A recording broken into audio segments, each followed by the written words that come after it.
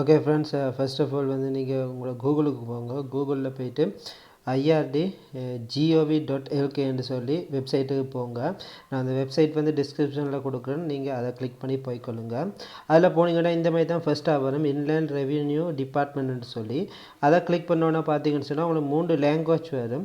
So நீங்கள் எந்த லாங்குவேஜோ அந்த லாங்குவேஜை வந்து செலக்ட் பண்ணிக்கொள்ளுங்க.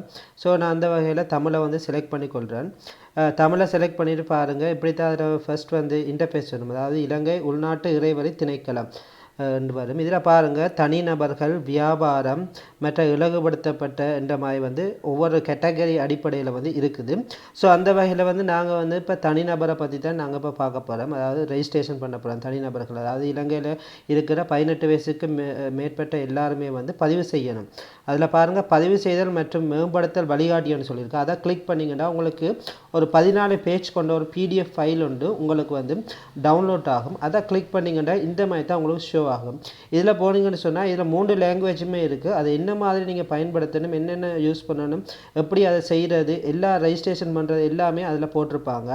இதுக்கு நீங்கள் உங்களோட தேசிய அடையாள அட்டையோட முன்பக்கமும் பின்பக்கத்தையும் வந்து ஸ்கேன் பண்ணி வச்சுக்கொள்ளுங்க. அதுதான் இதுக்கு வந்து கட்டாயமானதாக காணப்படுகிறது.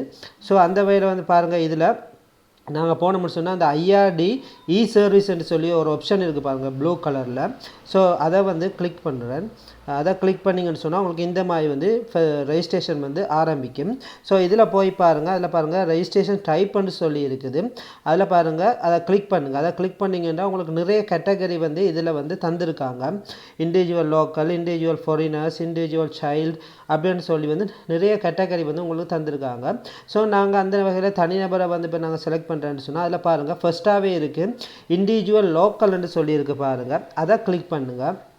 அதை கிளிக் பண்ணோன்னே வந்து உங்களுக்கு டெக்ஸ்பேயர் ரெஜிஸ்ட்ரேஷன் டீட்டெயில்ஸ்ன்னு சொல்லி வரும்.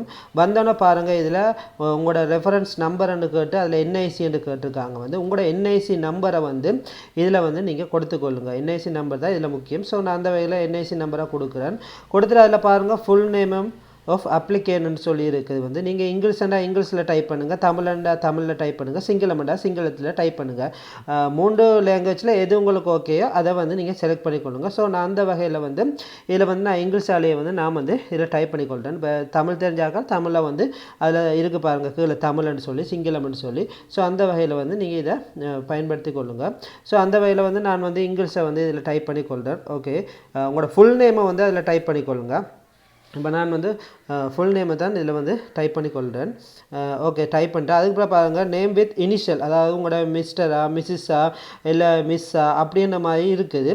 ஸோ அந்த வகையில் வந்து இதில் வந்து நீங்கள் அதை வந்து செலக்ட் பண்ணி கொள்ளுங்கள். இப்போ நான் வந்து இதில் வந்து மிஸ்ஸஸை செலக்ட் பண்ணிக்கொள்கிறேன்.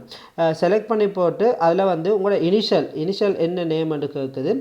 இனிஷியலோட உங்களோட நேமை கொடுங்க. ஓகே, நான் இப்போ இனிஷியலோட அந்த நேமை கொடுத்துட்டேன்.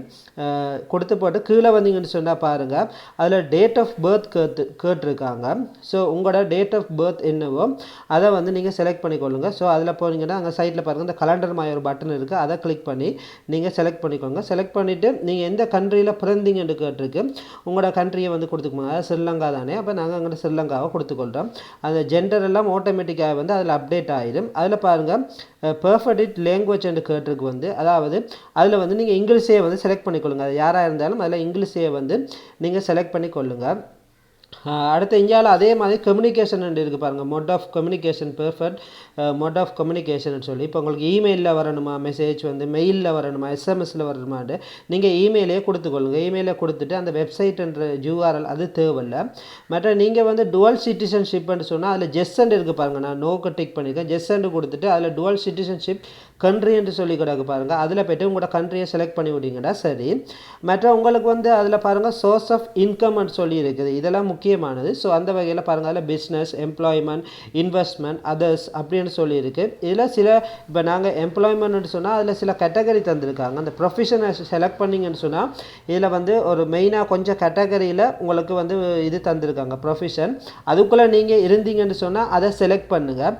அப்படி இல்லாமல் சில பேர் வெல்டராக இருப்பீங்க, ப்ளம்பராக இருப்பீங்க, எலக்ட்ரிஷியனாக இருப்பீங்க, டீச்சர்ஸாக இருப்பீங்க. ஸோ அந்த வகையில் வந்து அதர்ஸாக கொடுங்க.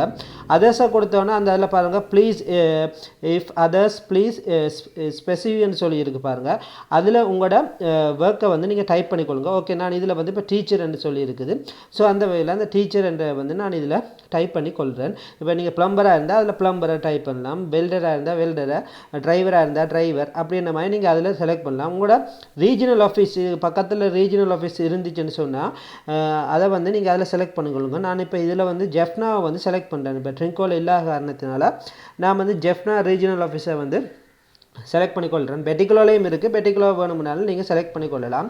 அடுத்து உங்களோட பெர்மனண்ட் அட்ரஸ் கேட்குறாங்க. அதாவது உங்களோட அட்ரஸ் வந்து இதில் நீங்கள் கட்டாயம் கொடுக்கணும். அதில் உங்களோட அட்ரஸை கொடுத்துக்கொள்ளுங்க. ஓகே, நான் இதில் அட்ரஸ் வந்து டைப் பண்ணி கொடுத்துட்டேன்.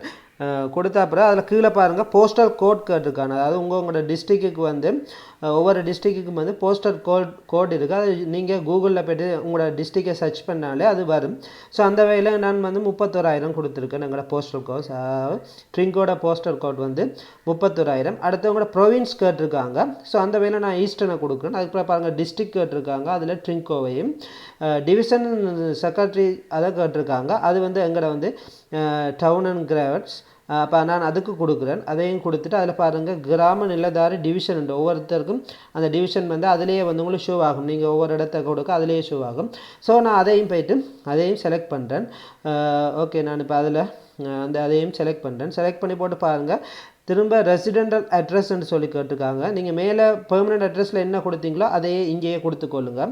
கொடுத்தோன்னா அதில் பாருங்கள் கான்டாக்ட் நம்பர் கேட்டிருக்காங்க. வந்து இதில் உங்களுக்கு மொபைல் நம்பர் இருந்துச்சுன்னு சொன்னால் மொபைல் நம்பரை கொடுங்க.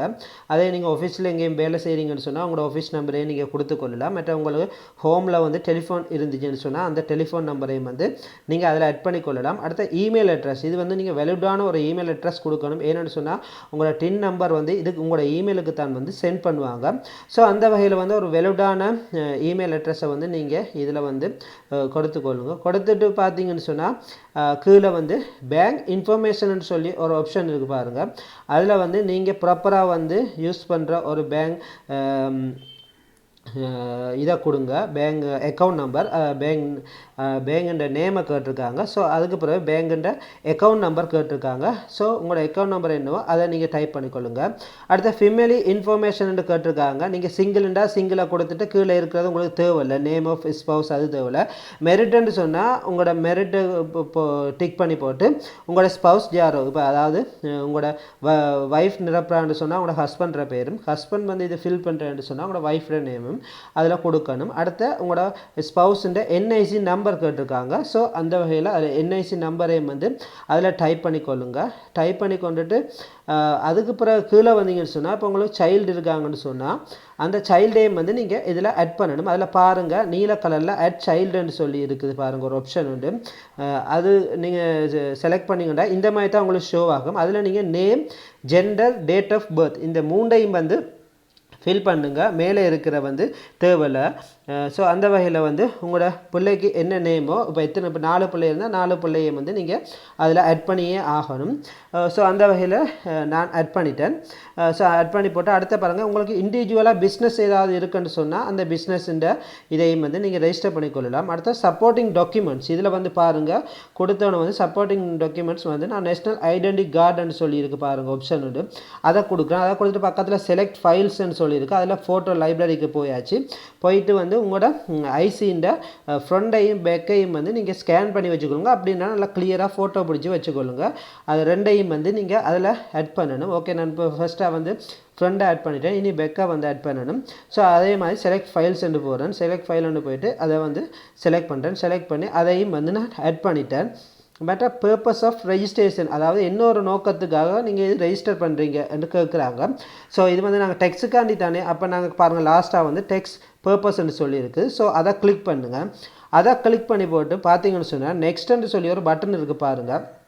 நெக்ஸ்ட் அதை நீங்கள் கொடுத்தீங்கன்னு சொன்னால் உங்களோட கன்ஃபர்மேஷன் பண்ணி கேட்குது. இது எல்லாமே உங்களோட சரியாக இருக்குதா என்ற மாதிரி வந்து கேட்குது. நீங்கள் அந்த டீட்டெயில்ஸ் இருக்கா சரியாக பார்த்துக்கொள்ளுங்க. பார்த்துட்டு கீழே வந்தீங்கன்னு சொன்னால் நேம் ஆஃப் அப்ளிகேன்னு சொல்லியிருக்கு. இதை யார் வந்து அப்ளை பண்ணுறது. அப்போ ஸோ நாங்கள் ஃபஸ்ட்டாக வந்து ஃபுல் நேம் கொடுத்துருந்தானே அந்த நேமையே நாங்கள் இதில் கொடுத்துக்கொள்ளலாம்.